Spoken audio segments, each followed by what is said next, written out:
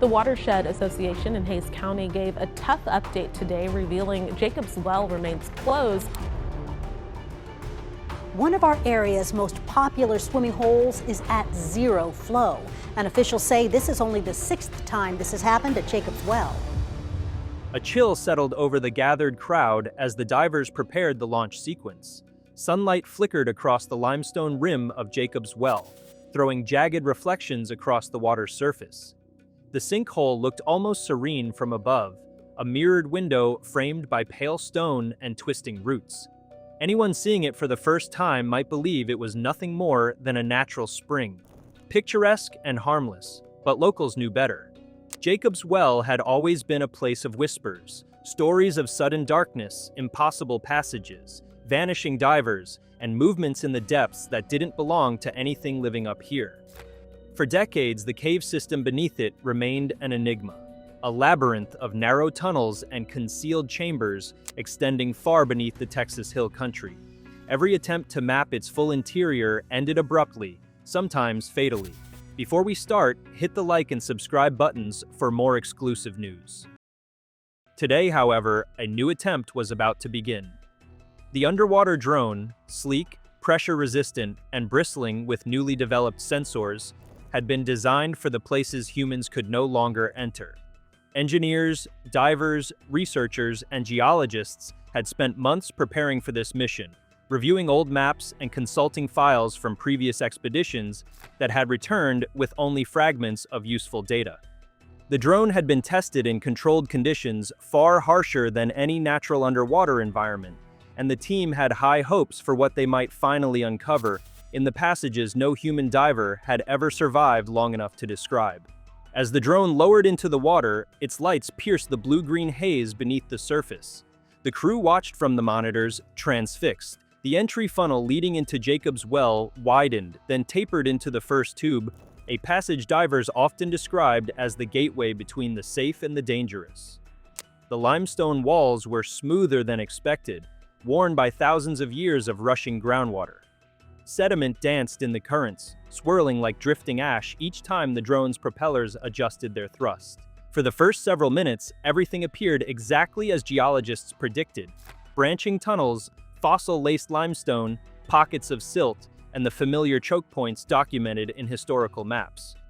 But even early on, there were signs that the system had changed since the last manned dives. Narrow passages previously marked as dead ends were now partially open, as if something had carved through the rock from the other side. Perhaps it was natural erosion, the researchers thought, but the shapes were odd, too clean, too recently formed, too directional. The drone continued its descent into the deeper chambers, and the limestone walls began to change complexion. The minerals darkened. Strange patterns emerged, almost like scratches or grooves, but too parallel to be random. Before long, the drone reached the first major chamber. It was larger than expected, with a wide basin that sloped down into multiple fissures. The silence inside the cavern felt heavy, almost suffocating, even though the crew was watching through screens above ground. When the drone's high-beam lights swept across the chamber floor, something gleamed back, small pieces of metal scattered as if tossed there. The camera zoomed in to reveal the remnants of diving equipment. Not entire sets, not intact tanks or masks, just fragments. A buckle crushed flat, a snapped strap, a piece of a pressure gauge with the numbers worn off. The room fell silent. Everyone knew the stories of Jacob's Well. Every diver who entered its deeper passages went in prepared, but not all of them came back. Recovering bodies was nearly impossible in the narrow, unstable corridors, and most attempts were called off for safety. These fragments on the chamber floor were grim but expected. What wasn't expected was their arrangement. They weren't scattered by water flow. They were gathered, clustered deliberately near the edge of one of the deeper fissures, as though collected, as though placed. The drone hovered a moment before descending toward the next tunnel. This passage was one of the most treacherous known routes in the system. Previous divers had described it as a twisting corridor where visibility nearly vanished due to suspended silt. But this time, when the drone entered, there was no cloud of debris. The water was unusually clear, clearer than it should have been naturally. The walls bore more of the strange grooves, deepened and more numerous. Some overlapped in spiraling strokes, others carved straight down the tunnel like claw marks. A soft vibration rippled through the feed. It wasn't mechanical. The drone sensors picked it up as a low-frequency oscillation traveling through the water. The sound was too regular to be geological movement, too rhythmic, too pulsed. For a moment it resembled a heartbeat, but then shifted, rising in pitch, oscillating like something communicating through resonance. The crew exchanged uncertain looks. Further in, the tunnel widened again into another chamber. This one partially collapsed. Broken slabs of limestone rested at odd angles, forming a jagged pile that sealed off one entire corner. Yet the drone detected a faint draft through the rubble, a movement of water flowing into a separated space behind the collapse. The engineers tried to maneuver the drone closer, but the rubble proved impassable without risking the equipment.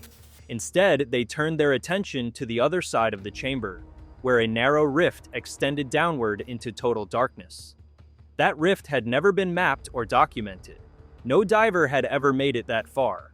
It shouldn't have existed according to the last official survey. The drone was sent in. The moment it passed into the rift, the camera's field of view distorted as though the drone had crossed into a colder, denser layer of water. Its lights dimmed slightly, not because of any malfunction, but because the water absorbed the light more aggressively than before. The drone compensated, brightening its beams, and the cavern below came into view. The walls here were not like limestone at all. They were blacker, almost oily looking, and the grooves were deeper, cut in erratic intersections. Some patterns resembled spirals, others lines converging to a single point, as though drawn by something pressing repeatedly into the rock. Then the drone turned a corner and the monitors filled with the image of something completely unexpected. The chamber ahead looked artificially symmetrical, rounded, smoothed, not by time or water erosion, but by force. At the center of the chamber was a perfectly circular depression filled with silt, and around it the grooves formed a radiating pattern that looked deliberate, almost mathematical. The drone hovered at the edge of the pattern, and its proximity sensors detected electromagnetic fluctuations. The readings spiked and dropped in unpredictable pulses. This chamber had been shaped, carved by some method unknown, perhaps by geological processes no one yet understood, perhaps by something else. The drone moved forward and brushed the surface of one of the grooves. Immediately, the chamber responded. The water vibrated with the same rhythmic pulse the sensors had picked up earlier, but stronger now, closer, as if the source were in the room. The drone's lights flickered again. Then something moved. It started as a shifting of the silt in the circular depression, a slow stirring that sent ripples across the floor. The drone zoomed in. At first, it appeared to be nothing but a disturbance in the sediment, perhaps caused by the drone's arrival. But the movement didn't spread outward like a natural plume of silt. It concentrated upward, rising in a column as though something beneath the floor was pushing from below. The column unfurled like a thread of smoke and then collapsed again, disappearing into the depression. Moments later, another movement appeared along the wall. A shape glided through the darkness just beyond the glow of the drone's lights. Not fish. Fish didn't live this deep. Not eels. These tunnels lacked the warmth and food sources for eels. This shape was too large, too fluid, too silent. The drone rotated to track it, but the creature, or whatever it was, stayed just outside the illuminated area. Its motion was deliberate, circling rather than fleeing. Then, for a fraction of a second, the camera caught a glimpse.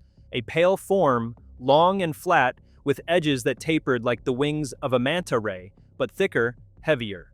The skin appeared translucent, faintly patterned with the same grooves found on the walls, as if the creature had worn the patterns into its own body by constant contact. A ripple traveled along the form, and it vanished again into darkness, leaving the water trembling behind it.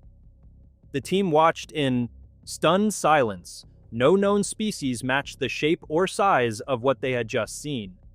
There were theories about deep cave fauna evolving in isolation, blind fish, shrimp, tiny crustaceans, but nothing of this scale, nothing that carved stone, nothing that responded to vibrations with vibrations of its own. The drone pushed deeper into the chamber, following the path where the creature had disappeared. its sonar detected a large hollow area ahead, one completely absent from any geological model of the region. The drone moved forward cautiously, descending through a narrow throat of rock that opened into another massive chamber, larger than any previous room in the cave system. Here, the walls were covered with countless grooves, layers upon layers, forming patterns that resembled ancient hieroglyphs. They weren't symbols or writing, but carried the unmistakable impression of intention. Long sweeping strokes, shallow arcs, deep punctures, and spirals spiraled outward in repeating sequences. The patterns grew denser the lower the drone descended, as though something had repeatedly pressed its body against the rock. In the center of this chamber, an object rose from the floor, an enormous stone formation shaped like an obelisk, but natural in composition. Its surface was polished to a glossy sheen, unlike the rough limestone around it. The patterns etched into the obelisk were deeper and more deliberate than those on the walls. As the drone approached, the sensors detected the same electromagnetic resonance as before, but at a magnitude far beyond anything yet recorded. The obelisk pulsed with faint luminescent patches, not glowing, but reflecting the drone's light in shifting waves, as though the response originated from within the stone itself. Then the water surrounding the obelisk vibrated sharply. The shape reappeared. This time it did not remain at the edge of the darkness. It moved directly into the cone of the drone's lights, and its full form became visible. It was massive, easily several yards across, with a flattened, gliding body that moved with impossible silence. Its skin bore the same carved patterns as the surrounding stone. It had no visible eyes, no face at all, just a smooth surface that rippled with subtle contractions. Appendages like fins or tendrils extended from its sides, curling and uncurling with eerie deliberation. The creature hovered near the obelisk, as though guarding it, or tending to it, or communicating with it. The drone remained still, its rotors powered down to avoid provoking the creature. Even without movement, the creature sensed the foreign presence. It turned not with a head or eyes, but with a full-body shift that indicated awareness. The patterns on its skin flashed in reactive pulses, echoing the sequence coming from the obelisk. It drifted closer. The drone vibrated violently, not from any physical contact, but from the resonance emanating from the creature. The feed began to distort, the sensors overloaded with conflicting data. Yet the cameras still captured the moment the creature reached out one tendril and brushed the drone's hull. The lights blacked out, the feed cut to static. Above ground, the team scrambled to regain connection, running diagnostics, resetting circuitry, attempting to re-establish signal. For several agonizing minutes, nothing responded. Then one final frame appeared on the screen, grainy, incomplete, but unmistakable. The obelisk, and around it dozens of pale shapes rising from the chamber floor, moving slowly, silently, as if awakened by the drone's arrival. The feed died completely. The implications of what the team saw inside Jacob's well ran deeper than any of them could articulate aloud. The patterns carved into the stone, the electromagnetic pulses, the deliberate structure of the chambers, they pointed to an ecosystem far more advanced and ancient than anyone had theorized. Something lived down there, something that shaped its environment with intention, something that communicated through patterns and resonance instead of light or sound. And it had been there long before humans ever discovered the spring. The team retrieved the drone only after its emergency flotation system activated hours later. The outer shell was intact but marred with deep grooves, the same spiraling marks that covered the chamber walls. What the drone encountered inside Jacob's well was no geological phenomenon, no simple cave-dwelling creature. It was something older, something evolved in total darkness, something attuned to stone and pressure and vibration in a way surface life could never understand. The mission ended that day, but the questions it raised would echo far longer. Scientists debated whether the creatures were territorial, curious, or something else entirely. The electromagnetic pulses remained unexplained, as did the perfect geometry of the cave chambers and the mysterious obelisk at their center. One thing, however, became certain among the team. Jacob's well was not simply a dangerous cave system, it was a habitat, a domain, a place shaped by inhabitants that had no reason to welcome visitors.